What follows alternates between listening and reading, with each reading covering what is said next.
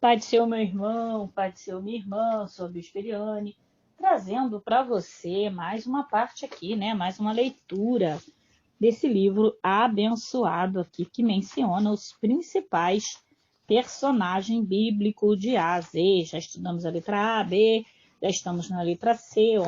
Ontem nós falamos sobre Caifás e hoje nós queremos falar sobre Caim. Vamos aprender um pouco sobre Caim? Mas primeiro, como sempre, vamos orar. Pai amado, Pai querido, é no nome do teu Filho amado, o Senhor Jesus Cristo, que aqui estamos para a honra e glória do teu nome. Te louvando, te glorificando, te bendizendo, na beleza da tua santidade. Obrigada, Pai, por poder estudar a tua palavra. Seja o professor e sempre seremos seus fiéis alunos, em nome de Jesus. Caim. Caim, nome hebraico, significa adquirido. Caim foi o primogênito de Adão e Eva. Foi o primeiro ser humano a nascer por meios naturais do útero de uma mulher. Como tal, ele herdou a maldição adquirida por Adão e Eva, que é o que chamamos de pecado original. Tendência a pecar como parte da natureza do ser humano após a queda do Éden. Caim também se tornou o primeiro assassino, ilustrando o desenvolvimento do pecado dentro da raça humana. Caim era lavrador e Abel, seu irmão mais moço, era pastor. O nome Caim significa adquirido e Abel significa vapor. O nome de Caim nos lembra que a vida é uma dádiva concedida por Deus, enquanto que o de Abel, que a vida é curta e passageira. Quando Caim e Abel ofereceram um sacrifício a Deus, provavelmente o primeiro sacrifício da colheita anual deles e o que era obrigatório segundo a tradição, embora a Bíblia não diga. Caim ofereceu fruto do campo e Abel as melhores partes das primeiras crias do seu rebanho. Está lá em Gênesis 4, de 3 a 4. Deus aceitou a oferta de Abel e rejeitou a de Caim. Não era uma competição acerca de qual oferta seria aceita ou rejeitada. As duas ofertas tanto podiam ser rejeitadas como aceitas, dependendo da qualidade da oferta do ofertante. A Bíblia não nos dá nenhuma explicação exata por que Deus rejeitou a oferta de Caim e aceitou a de Abel. Porém, nos fornece detalhes que nos fazem entender o porquê da rejeição e aceitação das ofertas dos dois irmãos. Em primeiro lugar, há uma diferença na qualidade de oferta. Caim ofereceu parte do, Abel ofereceu as primícias de. Vou repetir. Caim ofereceu parte do. Abel ofereceu as primícias de.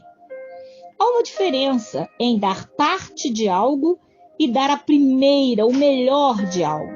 Caim fez por fazer. Abel fez porque amava e priorizava Deus. Caim apenas deu sua oferta a Abel pelo Abel e fez o seu melhor. Aqui está revelado um critério de Deus na hora de receber uma oferta. Deus atenta mais para o coração do ofertante do que para a oferta em si. É por isso que a Bíblia nos estipula, a Bíblia não estipula valores para ofertar, mas deixa claro que Deus ama o que dá com alegria, pois o coração do ofertante vale mais para Deus do que a própria oferta que ele dá. Mateus 6, 23 e 24. Oferta é manifestação de voluntariedade e generosidade. Caim ofertou como se estivesse dando algo comum a uma pessoa qualquer. Abel ofertou com alegria de oferecer o seu melhor. Aquele que merece o seu melhor, analisando assim, Deus rejeitou a oferta de Caim e aceitou a oferta de Abel. Um detalhe relevante é que Deus não apenas aceitou a oferta de Abel ou rejeitou a oferta de Caim, mas agradou-se o Senhor de Abel e da sua oferta, ao passo que Caim e da sua oferta não se agradou. Gênesis 4, de 4 a 5. Não está em foco apenas a oferta de Caim e Abel, mas a pessoa de cada um. O termômetro da oferta, portanto, é o coração do ofertante.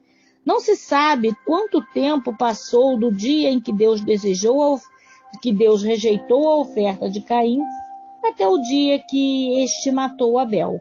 Porém, sabemos que, havendo tempo suficiente para Deus avisar a Caim de que seus sentimentos dele o levaria à destruição, lá em Gênesis 4, 5.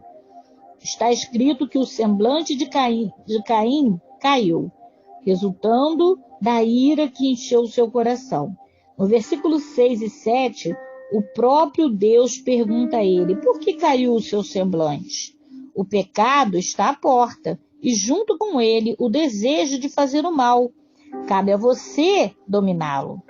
É provável que em seu coração Caim tenha assassinado o irmão várias vezes antes de cometer o ato em si. Ele invejava o seu irmão por conta do seu relacionamento com Deus. 1 João 3,12.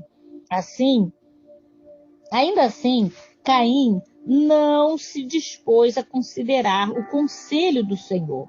Enganou seu irmão, atraindo-o para um lugar onde planejava matá-lo. Enganando-se ao pensar que poderia cometer um crime tão hediondo e escapar, escapar impune. Intentou ainda enganar o próprio Deus, encobrindo seu ato perverso. Caim teve tempo para refletir sobre o aviso divino e ainda assim decidiu fazer o mal. Dominado pela raiva e enciumado por Deus ter aceito Abel e o rejeitado, levou seu irmão ao campo e lá privou-lhe da vida. Embora a Bíblia não dê detalhe como, a tradição rabínica sugere que ele fez usando uma pedra. Ao pedir a Caim explicação pelo primeiro assassinato da história humana, o Senhor perguntou-lhe: onde está teu irmão, Abel? Recusando-se a aceitar a responsabilidade pelo ato, Caim disse: nada sabia, acaso sou eu guarda do meu irmão? Gênesis 4:9. Disse-lhe o Senhor: ouço o sangue do teu irmão no solo clamar por mim. 4:10. Gênesis 4:10. Caim, no entanto, não admitiu o que havia feito e, quando julgado, não demonstrou arrependimento.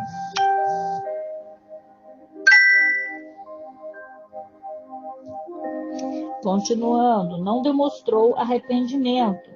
Como consequência do seu pecado premeditado, Deus disse a Caim que ele seria fugitivo errante sobre a terra, e para Caim a terra não daria a sua força. Antes lavrador, agora suas habilidades se mostravam inúteis. O solo onde correra o sangue de Abel se recusaria a dar qualquer produto a ele. Não lhe restou alternativa a não ser tornar-lhe fugitivo errante sobre a terra. Não podendo nos esquecer de uma característica social dos tempos da antiguidades, que acrescenta uma dimensão extraordinária à história de Caim. Não se considerava importante a privacidade e a individualidade. Em muitos lugares, isso chegava a ser algo indesejável. A existência humana apenas fazia sentido no relacionamento de pessoas uns com os outros. Num tempo em que a terra ainda estava sendo povoada, ficar sozinho era desolador. Uma das piores punições era ser banido do convívio social. Percebamos o poder distanciador do pecado. Primeiro afastou Adão e Eva do Éden, depois afastou Caim do convívio dos seus pais e da sociedade. Com isso, Caim foi forçado a vagar pela terra pelo resto da sua vida. Seu destino foi a terra do Nod, que quer dizer peregrinação. Lá, ele construiu uma cidade que recebeu o nome de seu filho, Enoque. Este não é o Enoque que andou com Deus, é outro Enoque. Seus descendentes foram os patriarcas dos pastores, músicos e pessoas que trabalharam com metais. Provavelmente Caim se casou com uma das suas irmãs. O casamento entre irmãos incesto, naquela ocasião, era permitido, só passou a ser proibido a partir da lei de Moisés em Levítico 18:6. Como Caim juntou-se a sua irmã. Naturalmente, Caim e Abel cresceram como qualquer outra criança. Nisso, passaram, sem dúvida, muitos anos desde o nascimento até que eles desenvolvessem suas profissões. Nesse período, aconteceu a coisa mais natural que existe entre casais. Adão e Eva continuaram tendo filhos e filhas, Gênesis 5 e 6. E uma dessas filhas, por certo, se tornou esposa de Caim. Há uma tradição judaica que conta que Adão e Eva tiveram ao todo 60 filhos, 33 filhos e 27 filhas durante 930 anos em que Adão viveu. Porém, para protegê-lo e impedir que alguém o matasse, Deus colocou nele um sinal. Quando Caim reclamou da sua punição, foi maior do que ele poderia suportar. O que alguém o encontraria e o mataria, o Senhor colocou sobre ele a marca e prometeu vingar 7 vezes sobre qualquer um que ousasse matá-lo. Não se sabe que marca seria essa. Podia ser visível, de modo que quando vissem as pessoas se afastariam. Ou ainda uma marca invisível, como uma proteção espiritual, para que ninguém conseguisse chegar até ele e matá-lo. O que podemos afirmar é que Deus, de alguma forma, marcou Caim para que ninguém matasse, morrendo assim provavelmente de modo natural. Caim é mencionado 2 vezes no Novo Testamento. Os cristãos são prevenidos a não ser como Caim.